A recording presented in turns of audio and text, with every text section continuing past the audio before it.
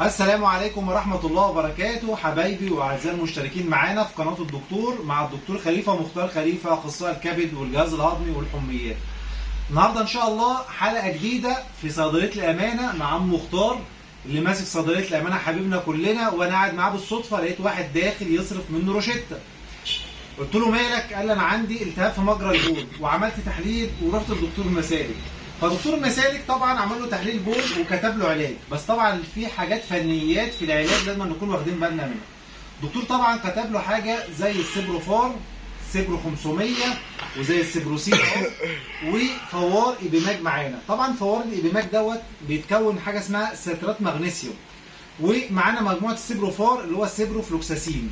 صح يا عم مختار؟ لازم ننصح طبعا عند عم مختار نقول له ان ما ينفعش ياخد الاثنين دول مع بعض في نفس الوقت. ليه يا عم مختار؟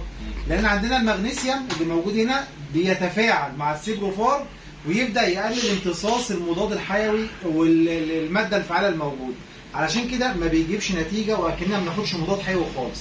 طب ايه هو افضل حل يا عم مختار ننصح بيه المريض؟ هنقول له لو خد المضاد الحيوي ممكن ياخد الفوار بعدها بساعتين.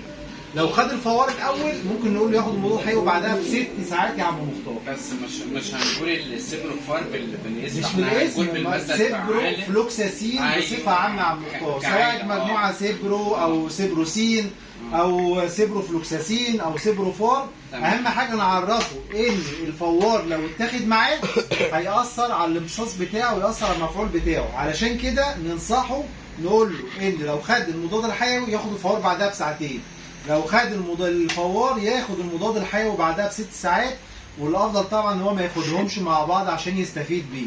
ودي كانت معلومه بسيطه مع عم مختار في صيدليه الامانه، وان شاء الله في معلومات جايه كتير. والسلام عليكم ورحمه الله وبركاته. كان معكم دكتور خليفه مختار وعم مختار من صيدليه الامانه، والسلام عليكم ورحمه الله وبركاته.